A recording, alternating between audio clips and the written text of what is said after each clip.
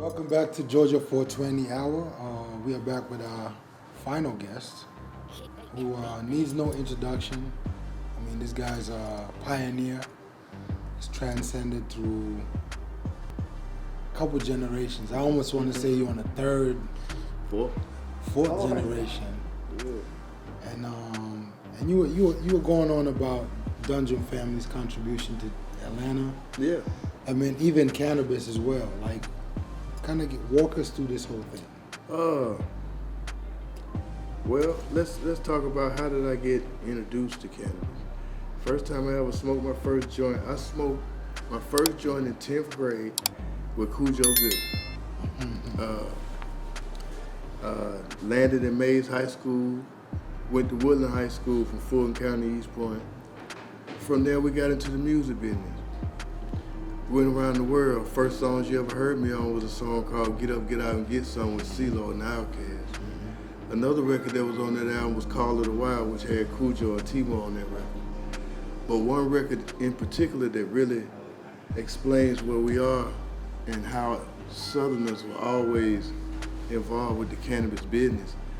On the Outkast first record, we had a song called Crumbling Herb. And I felt like that was the first Southern cannabis song that I think came from, the South at that time.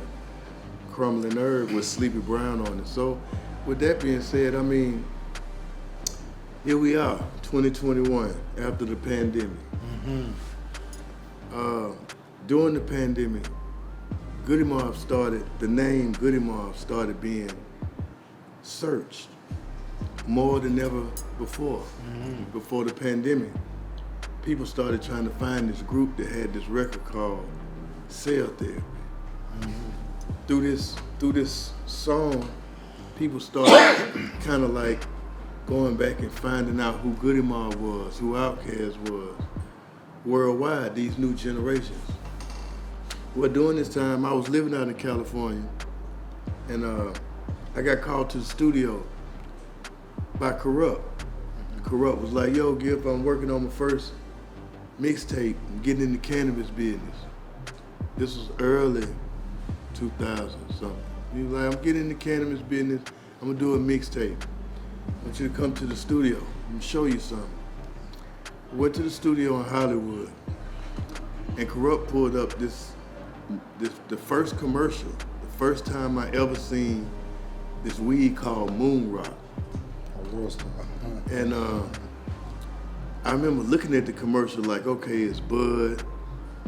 Okay, then you pour some hemp oil on it, and then you throw some keef on it. Now you got a ball, So it was the first time I'd ever saw this contraption called Moon Rock. Well, Corrupt them got into business in 8 months. In 6 months, they probably did over almost $10 million. At this time, it was growing in California. You know, as I know, like the past couple of years, everybody was saying moon rock in their music and this, that, and the other. And it grew. And so one day I got a call. I came back home and I got a call that said, Gipp, you want to be in the cannabis business with the same guys that put Corrupt Moon Rock together. One of the guys' name is Tony Acuna. Jamal, and another guy's named Theresa. That's 3 C's. During this time, I got a call from my mother, and she said my father was in the last stages of cancer. Never told me that he had cancer, So I came back home. During that time, I brought my father some RSO oil. When I got home, my father was on this floor. He was the last one living at the time. I gave him the cannabis oil, and before he took it, he was like, man, I don't even do none of this stuff. I don't mess with this old reefer. And I said, well, Pop, don't worry about it. You in a lot of pain, and maybe this will help you, because he hadn't eaten in 3 days. My father took the RSO oil. He woke up the next morning, he called my mother, he said, I'm hungry. He ate, and the next thing he said is, I want to go home. It's the power of cannabis. watching my father go through chemo, take all these pills. My father had about 16 medications in his cabinet when we took him back home. The first person that kind of like I saw on the Instagram that I felt like could probably give me help in this area of how to treat my father was a doctor from Atlanta called Dr. Hodges. Dr. Hodges was the first one to start taking me down to the Capitol, saying, yo, you need to get involved with this. More than just being in entertainment, you need to get into politics of it. From there, my father lived for another 2 weeks at home. But after that, his death gave me a new drive in life because I saw the power of cannabis being used as a medicine and not being used as recreation. From that, I said, I got to figure out a way how to help people. I've helped people through my music, and I feel like through CBD, I can help heal people through this way. So I called out to California. We was in the pandemic, and I told Tony, I said, you know, all the ideas that I got for the cannabis, why don't I flip it to the CBD? I mean, as you know, like Atlanta damn near was open the whole pandemic. So I was able to get out and start taking the products to the different places in Atlanta.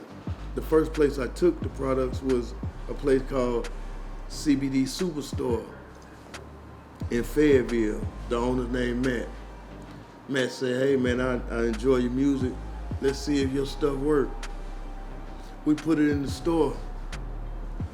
In 4 months, I'm in about 18 spots in Atlanta right now. I just opened up my first store in Columbus 4 months ago. We just bought a building on this street on Edgewood, 444 Edgewood. It's a 6,000 square foot building. I was going to Major bring that flex. up. Yeah. Major flex. True flex. We gonna put the Gipp Superstore on the first floor. On the second floor, I'll be manufacturing and abstracting and doing everything that you could do as far as being a distribution. I'm bringing all the equipment in from That's California. Great. Congratulations.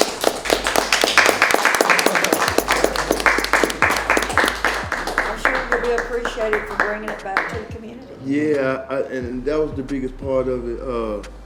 We're doing it with a guy named Brock that's already in the community. And I really feel like for Gipp Goodies to come downtown, it was no other neighborhood that we wanted to be in but Dr. Martin Luther King's neighborhood. Yeah. So to know that the building that we just purchased across the street, Dr. King used to get his hair cut. Up the street, Dr. King, that was his family. Directly behind our building is the Dr. King Center. So me personally, being that I'm one of the kids from Atlanta, I'm one of the missing and murdered kids that survived. It's only right for me to come downtown and be able to give more kids in this community an opportunity. I've given a lot of people an opportunity to make money in the music business. Now I can take my weight and my name